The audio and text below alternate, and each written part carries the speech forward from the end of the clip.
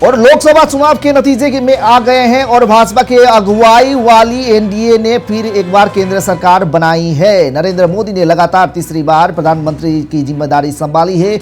अब 18वीं लोकसभा का अध्यक्ष कौन होगा, इस पर सवाल टिकी हुई है। यह सवाल सबकी जुबान पर है। इसको लेकर सियासत शुरू हो गई है। विपक्षी गठबंधन ने इस पद को लिए चुनाव से पहले बड़ी मांग की है। वहीं एक मीडिया रिपोर्ट का दावा किया गया है कि भाजपा के प्रमुख सहयोगियों टीडीपी और जेडीयू को नजरें लोकसभा स्पीकर की कुर्सी पर है। और इन सबके बीच जेडीयू के प्रवक्ता केसी त्यागी ने इंडी गठबंधन को आलोचना की है और बताया कि कुर्सी का हकदार असल में कौन है। स्पीकर का पद सदन का सबसे ज्यादा मर्यादित पद होता है। जो रूलिंग पार्टी है, पहला अधिकार उसी का होता है उस पद के लिए।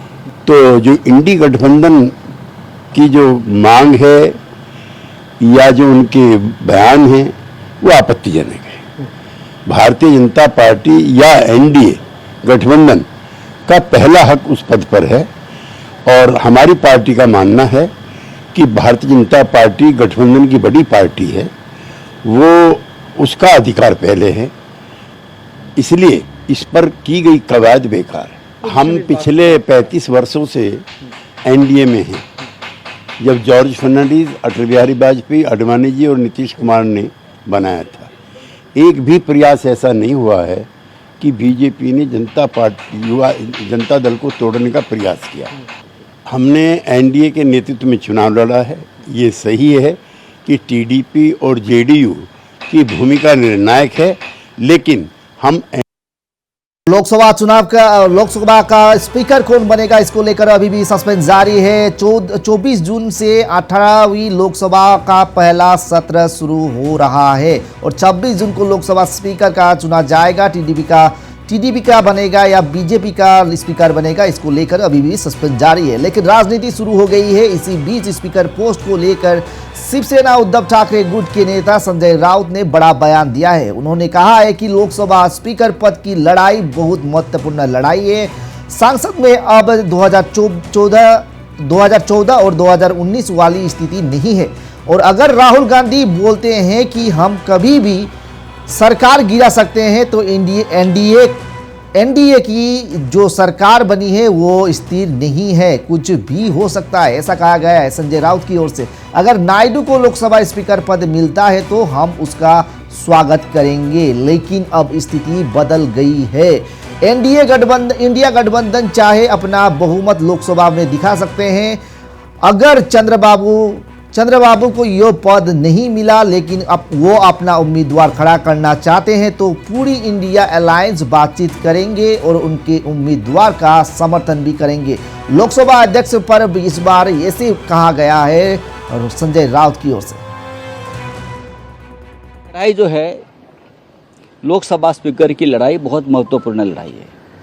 अब 2019 और 2014 वाली स्थिति संसद में नहीं है। अगर राहुल गांधी जी बोलते हैं कि हम चाहे तो सरकार कभी भी गिरा सकते हैं, उसका मतलब आप समझ जाइए कि जो बैठे हैं प्रधानमंत्री पद पर या सरकार जो बनाई है एनडीए की, वो स्थिर नहीं है, स्टेबल नहीं है, कुछ भी हो सकता है।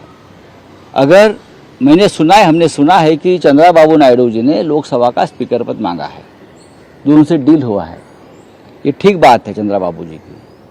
अगर लोकसभा स्पीकर पद पर एनडीए का कोई व्यक्ति नहीं बैठा तो सबसे पहले नरेंद्र मोदी और अमित शाह तेलुगु देशम पार्टी को तोड़ देंगे और ये काम शुरू कर दिया है।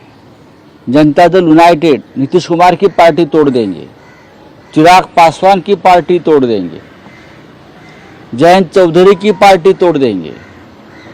उनका काम ये है, जिसका नमक खाते हैं उनको ही खत्म करते हैं, जिनके साथ खाने में बैठते हैं उधर ही छेद करते हैं। ऐसे लोग हैं बीजेपी के, हमारा अनुभव है। तो ये अगर चंद्रबाबू नायडू जी ने लोकसभा स्पीकर पद मांगा है और उनको अगर मिलता है तो हम उनका स्वागत करेंगे जरूर। लेकिन स्थिति बदल गई है। अगर हम चाहें तो हमारा बहुमत हम लोकसभा में दिखा सकते हैं। अगर चंद्रबाबू को ये पद नहीं मिला और चंद्रा बाबू अपना उम्मीदवार खड़ा करते हैं तो हम पूरे इंडिया अलायंस में बातचीत करेंगे सब मिलकर और हम ये कोशिश करेंगे कि पूरा इंडिया